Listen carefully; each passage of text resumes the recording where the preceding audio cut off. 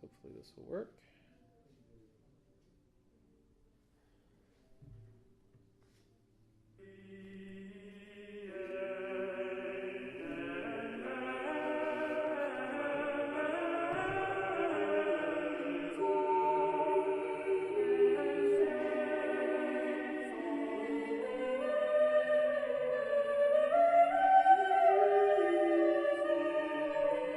So now they're starting to sing Kyrie again, but this is going to be non-strict imitation this time because they'll vary a little bit as they go on.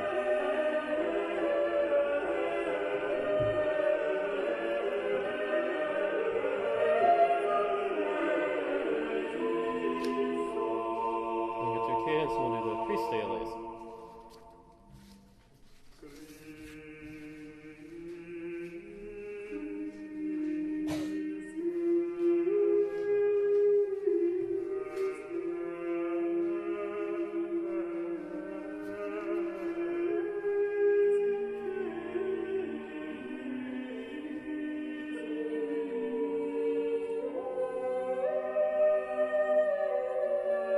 So really listen for where different voices are coming in and then doing the same thing that one of the other voices was doing previously.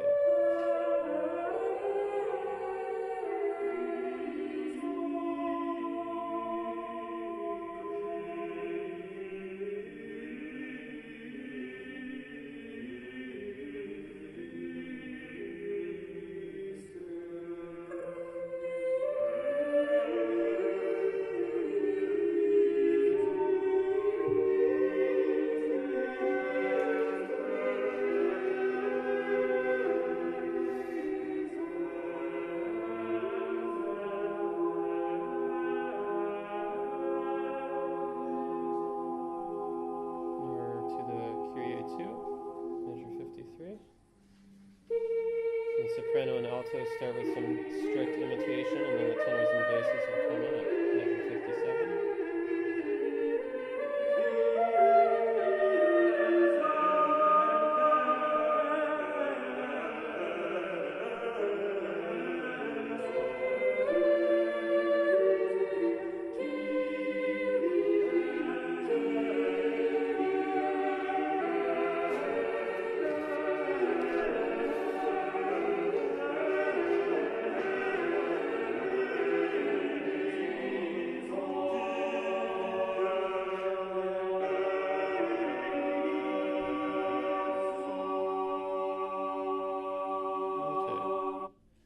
So that is imitation.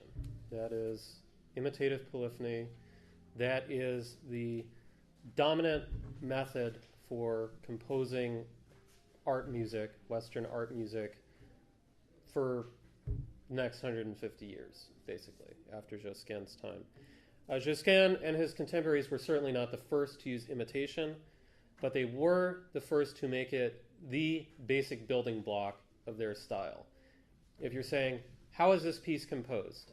The answer is imitation. Take a melody, put it in, write the other voices imitatively, and that's how the piece is composed. You heard in that piece imitation in all four voices. It wasn't just like the bass line and the soprano line imitating each other. You had all four voices coming in with very similar material. You had imitation and variation. You had a melody and then an imitation of it that varies slightly. You have different ways of doing imitation at different pitches and different time intervals. And you can't really say in that piece that any voice is any more important than any of the others. They all carry equal weight. So those are some innovations that, can you really give Josquin responsibility for them? Probably not. The style developed over that time period, but Josquin was certainly a major promoter of that, as well as his contemporaries. One thing you may have noticed with that piece is if you don't already know what the words are, you probably could not tell what they were.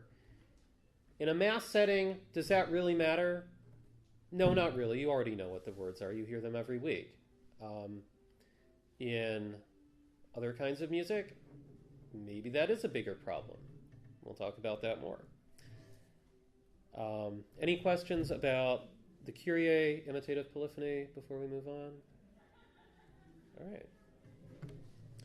So let's talk about music printing. So Ottaviano Petrucci, in Venice, I believe, was the first person to print polyphony with movable type. And that's a fair number of qualifiers on first music printing. So there were people to print music before Petrucci, but it was usually monophonic. There was some people who just printed notes and you had to draw on your own staff. There was one who printed with wood blocks with polyphony, all 4 parts, but as you know, quality of woodblock printing is not great. So Petrucci's innovation was printing music with movable type. The process that he used was fairly complicated. So if you look after the Kyrie, that was 1501. 1501. Was that late? Yeah. But it was adopted quite quickly after that across Europe, right? Certainly by the 1520s, it was very widespread. We'll talk a little bit more about that. So this is an example of what the stuff that Petrucci printed looks like. This is a Josquin piece, a Du Mais Amours. It uses a 3-impression printing process. So first, you print the lines, then you print the notes on top of that in a separate pass through the printing press, and finally you do the words.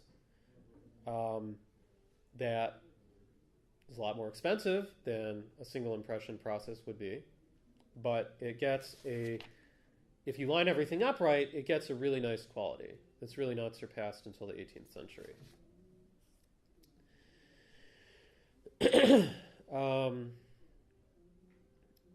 This is an interesting case. So in this book from 1501, it's really just like the name of the piece or the first phrase that's in there. So was this really for singers? Was it maybe for instrumentalists? Were you supposed to do the underlay yourself? We don't really know. In this case, this page has the cantus and tenor parts, and I think I have, the next page has the altus and bassus parts.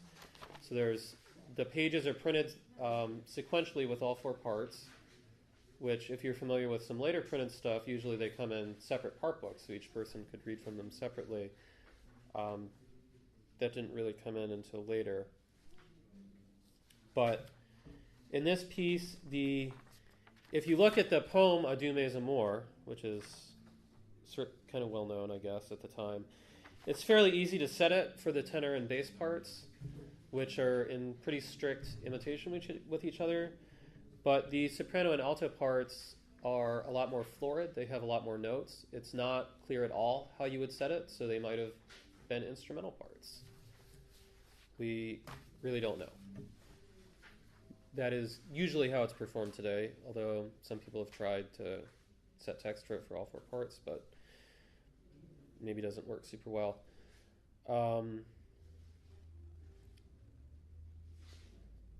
Let's talk a little bit more about printing in general before we listen to this piece. So the main audience for manuscripts of music would be royal courts and chapels where they would have kind of a book of music commissioned for their use locally. How was music disseminated between places? I don't have a good sense of that, but it was somehow. Either by composers traveling probably or manuscripts traveling on a limited basis. But with printing, you have, even if the print run for these kinds of things at first was small, it's a lot more than manuscripts. It's hard to come up with a number of how many of these would have been printed because records don't really survive with that. But if you look at how many things Petrucci was putting out in a year and how long it would take to print something, you come up with a number that's maybe at most 500 copies, which is not a lot. but the audience for this stuff was probably pretty small. Polyphony was not something you would hear in even every cathedral. It was still kind of an innovative thing, even around 1500. So you might have some of the leading cathedrals happen to have a composer or Kapellmeister who could teach and perform this kind of stuff, but most places you went, it would still just be chant. So the audience for at least the sacred stuff that Petrucci printed, the second book actually he printed was a book of masses by Josquin, which, you know, that's the second printed book of music. The first dedicated to a composer is Josquin, so that tells you something. So cathedrals were probably buying that to have a set of masses they could use. The audience for this stuff, which is more popular things, may not have even been musicians. It might have been, you know, rich merchants who said, hey, I want to have this cool new thing, and just to have it. How long before we start seeing popular music being bought for people to just hang out at home and jam with friends? Much later? They might have been doing that some with this kind of stuff, but that's really a later 16th century kind of thing. I have one more handout here, if you'd like it.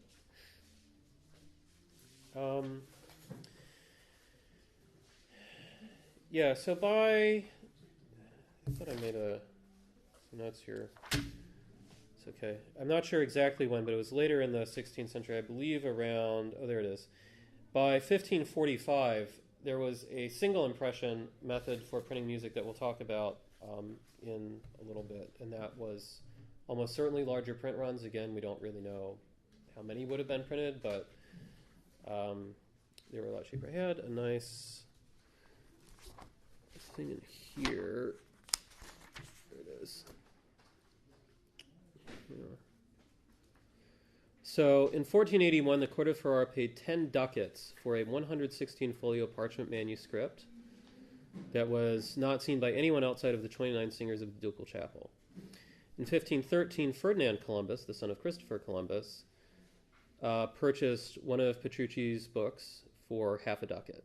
So it's much, much less expensive than a manuscript, but maybe not as much cheaper as you might think, given like printing prices today, like $10 for a book, maybe $100 for a really nice book, versus tens of thousands of dollars if you were going to commission a manuscript.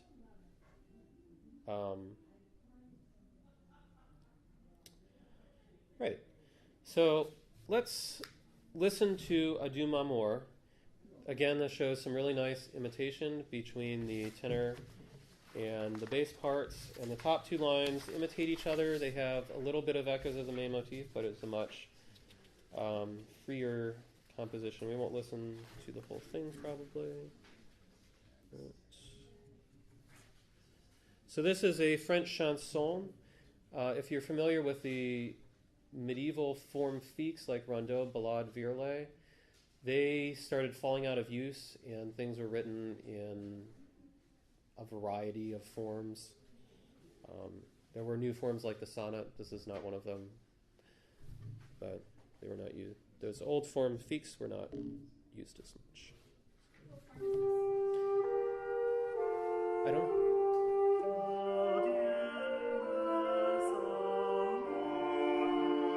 So you hear the bass echoing the tenor there.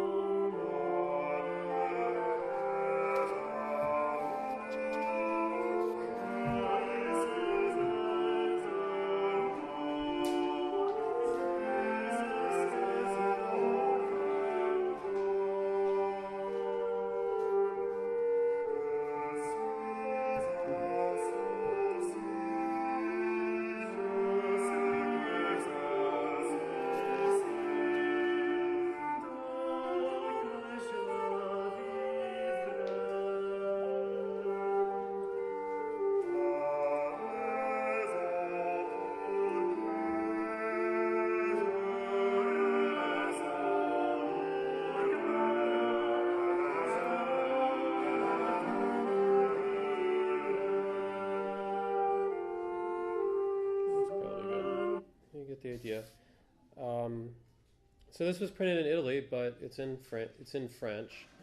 A lot of the pieces that were in that first collection were in French.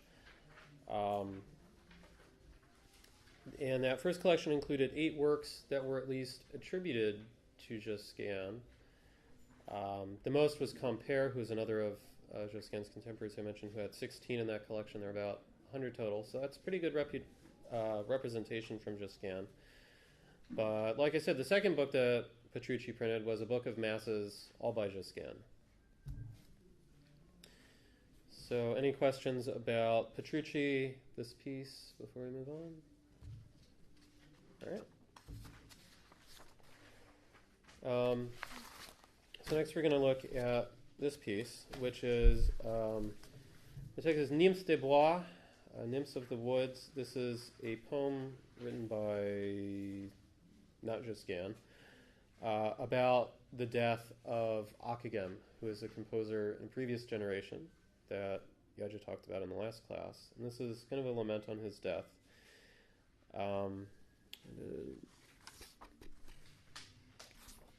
There's a list of composers, which you can see in the bottom left here.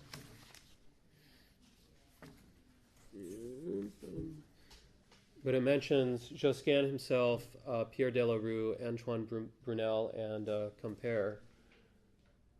I just mentioned as being one of the ones who had a lot of pieces in that first printed book of music. So that's kind of neat that there was some evidence for this community of composers. So this is set using a single impression printing method, so it was much faster to print.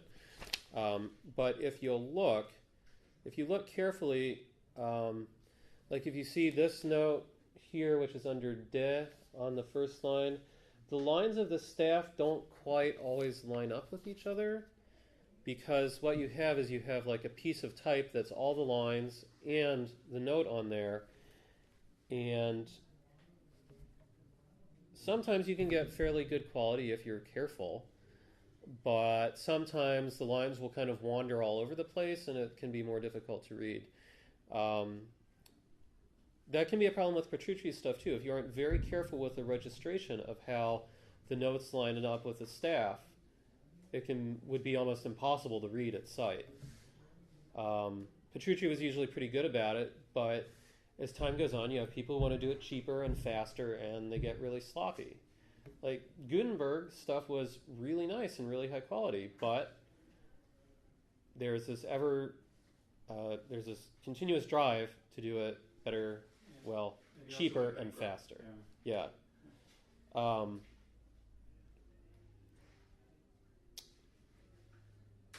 Yeah. the flat that's on the top line, is that a printing error, or is that something that they did? Flat? That can't be right. That's interesting, and I hadn't noticed it. Well, I see that in the Baroque a lot. They'll put in a flat that isn't for something that can be flat, and they just mean the white key that's below. Yeah. I don't know. You'll notice there's no clef there, and I wonder if it's supposed to be serving as a clef. Maybe.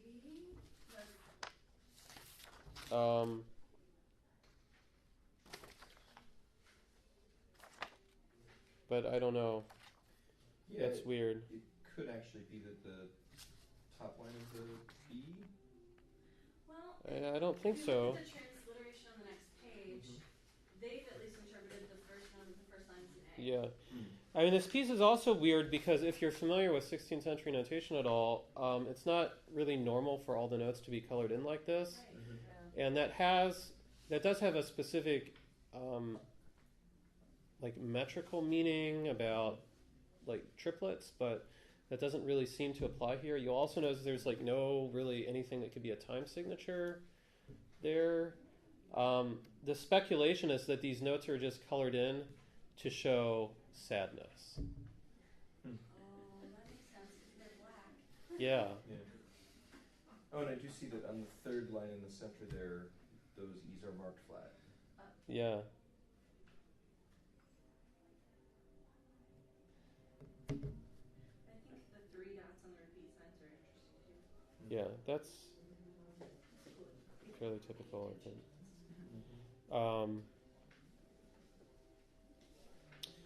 Right, so a couple things to talk about with this piece. If you were in the previous class, you heard about Ockeghem that he did some interesting things technically, like with the Missa Prolationum, that, you know, really interesting rhythmic things, really like clever things, but Josquin's style was maybe a little more naturalistic, and as you'll hear in this piece, it sounds like a lament, which is kind of a new thing, that the music should really express the emotion of the words, and it does so in a way that I think we would still recognize today, and that's kind of new with Josquin.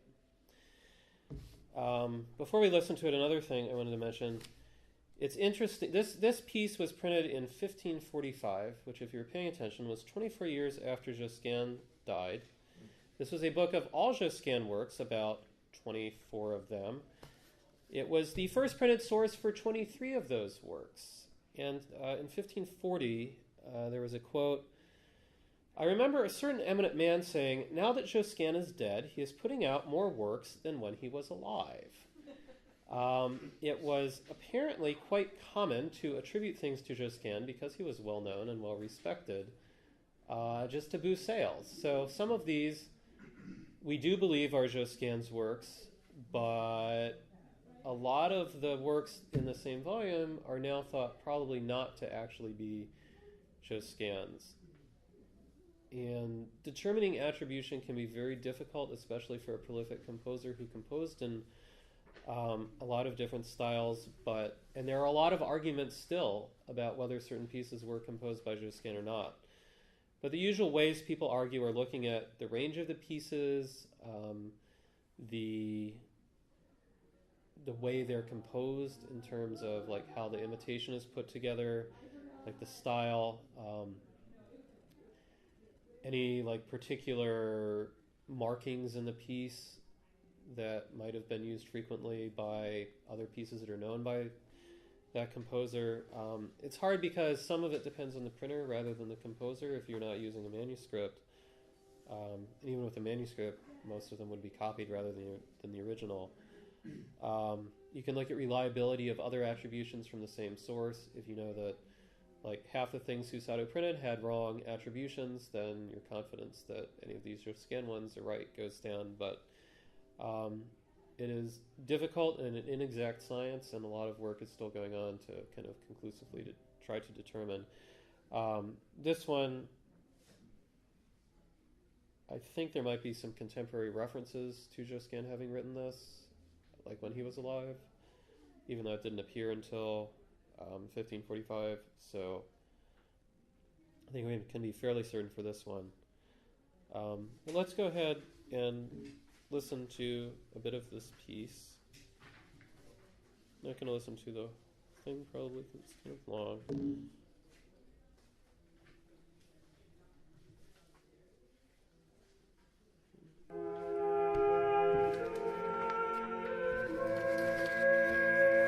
This piece has maybe a little bit less of the imitation that we heard in the others, and at least the first part of it is kind of composed in a conscious attempt at Ockeghem style, which is interesting.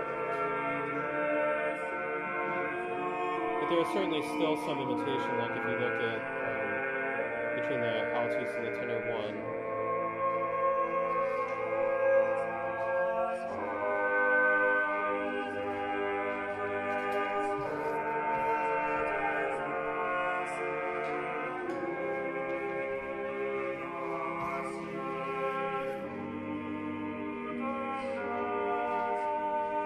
But also this is definitely an example of polyphony where the words are nearly entirely unintelligible.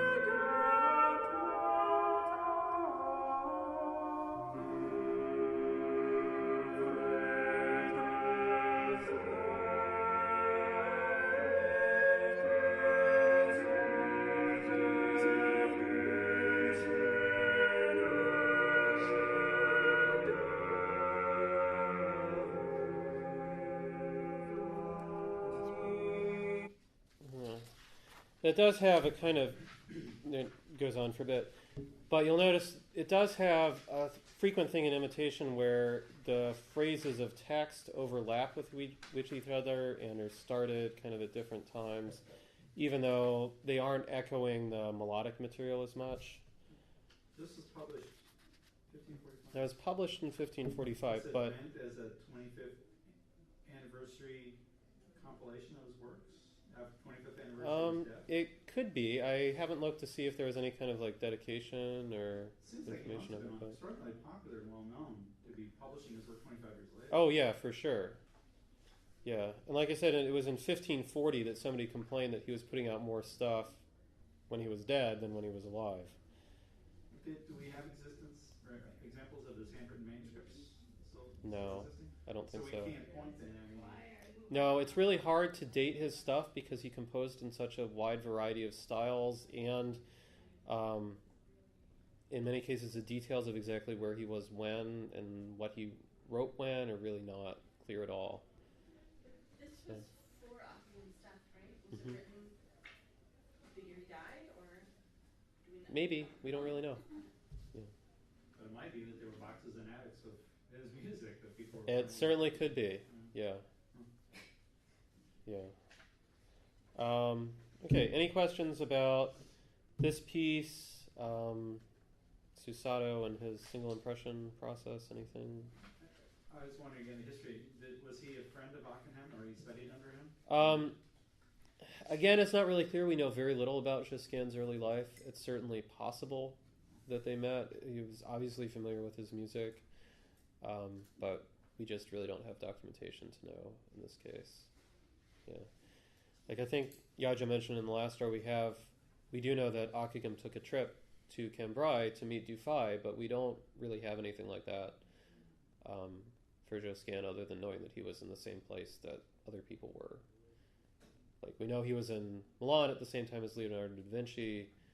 We really don't know if they ever interacted, but certainly reasonable to hypothesize that they did. Okay. So moving on, Savonarola. So just to refresh, Savonarola was a Dominican friar who kind of took over Florence for a while at the end of the 15th century. He basically led a revolt almost against the Medici. He's really well known today, and I would say reviled for burning a lot of Renaissance art, the bonfire of the vanities, taking a lot of art and sculpture and books and just destroying it because it was too fancy, basically. Decadent. Yeah, too decadent. Savonarola, one of the things that he thought was too decadent was polyphonic music. And so Josquin wrote this motet. It's called Miserere Mei Deus. It's actually the same text as the Big Sing that we did last year, but a much different setting. And it was kind of inspired by Savonarola, his meditation Infelix Ego on Psalm 1, actually. Well, the text here, I think it's Psalm 50. But there are some interesting connections. So in that meditation that Savonarola wrote, there's like this repeated, bold-faced Miserere Mei Deus. And when we listen to this piece, you'll hear kind of that same thing. There's some text and then a homophonic Miserere Mei Deus. And you might ask, why would a composer who is primarily known for writing polyphonic music write something that was, inspired by this person who probably would have despised him? And the answer is Duke Hercules. So both Hercules and Savonarola were from Ferrara. Hercules was devout, although obviously not fully subscribing to all of Savonarola's ideas because he was a big patron of Renaissance art and music.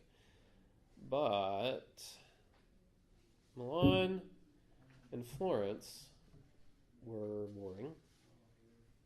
Medici's and other families, in this case at the East, I suppose, and the Sforzas, who had been kicked out by Louis XII earlier, they were all squabbling. And so I suspect that some of Hercules' support for Savonarola was because the Medici's were rivals for temporal power in Italy with Hercules, and so he saw it as a way to gain some points and be seen as kind of supporting this guy from my hometown and getting rid of my rivals, and that's all great, but I cannot imagine that either Josquin or Hercules really would have subscribed to what Savonarola was, his underlying message of simplicity. What ended up happening to Savonarola? I believe he burnt at the stake. I'm not sure exactly when, early 1500s, and the Medici came back eventually. I think that the Pope kind of thought that he went too far eventually. He originally did have some support, but it was kind of an early prefiguring of the Reformation. I mean, he was complaining about some of the same things, but I think when he started burning stuff, some people thought he was going too far. So Josquin composed this to try to overcome some of the complaints about polyphonic music. Specifically, the complaint is usually specifically about intelligibility. Savonarola is certainly not the only one to complain about it. It's an ongoing thing. As you'll hear about in the Palestrina class at the Council of Trent, they say, we're going to ban polyphonic music because you can't understand the words. It's a little bit of an exaggeration, but not much. And so composers tried to do various things to overcome that. The Swiss reformers did the same thing. They mandated that just be one word per note. Yeah. So if you just look at the music, it starts on page 175. You see a lot of rests. There's still imitation going on. Like the second tenor comes in Miserere me Deus, the bass comes in, but there's so much less going on. It's a very spare style. And then, on the second page, page 176, there's kind of everybody's singing, but they're singing fairly close to each other, and it'll be a little more intelligible. We're not going to listen to the whole thing. It's long. It's almost 20 minutes. But listen to the imitation between just a couple of voices, how there's different combinations that come in at different times. This is kind of really a revolutionary thing, and the idea of using like different voice ranges at different times. And if you go to Kasha's class on early opera, it's almost some of the same ideas, but 100 years earlier.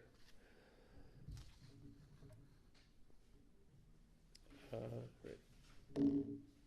We don't have that much more time, but that's fine. And one more thing I should mention: if you look at the first tenor line, and look, you've got rest, miserere me Deus, rest, page 177, miserere me Deus. Only comes in to like add extra emphasis to that part. The thought is that part was written for Duke Hercules, who is allegedly this accomplished musician, but if you look at all the parts that are supposed to be written for him, they're like super simple. So I suspect he was more sort of a dabbler who wanted to think of himself as a great musician, and was like, God, I got to write another line for this guy to sing and that he's not going to screw up. Yeah, and it's okay, E. And your 5 bars are okay. Yeah. Okay, so here we go. Is it playing? There we go.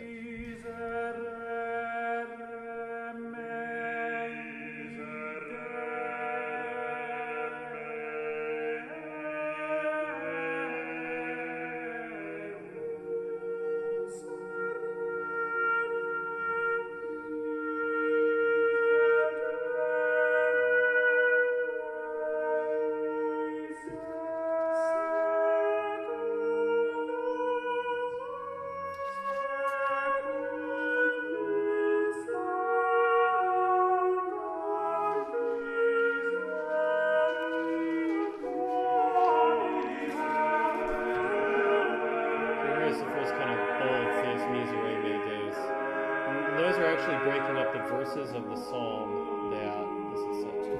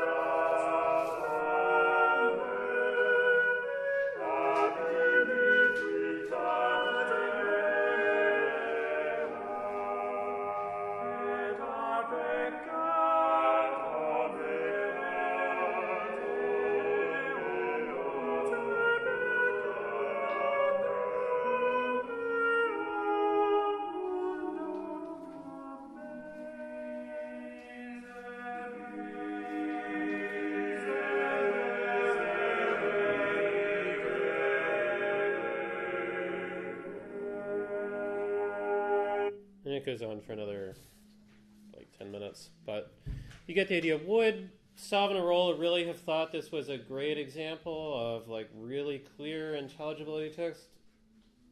I have my doubts. It's certainly better than the Lament on the Death of Ockeghem in terms of can you pick the words out, but I think Savonarola would have thought this was too fancy.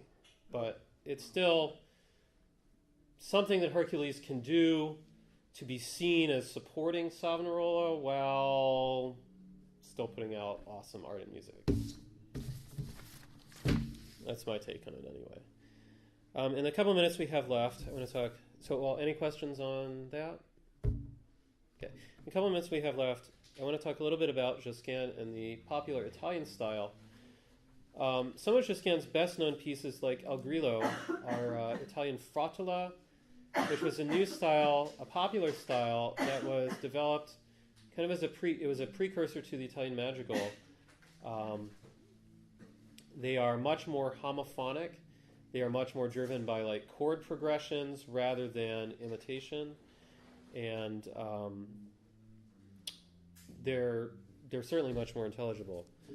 So, but imitation still plays a role. So let's listen briefly to In Te Domine Speravi, which is partially in Latin and partially in Italian, but you'll hear some homophonic sections and then like little bits of imitation in there.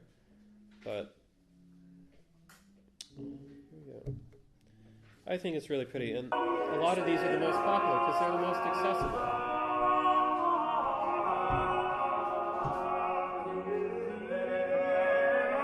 So you hear like those ascending runs imitated between the voices.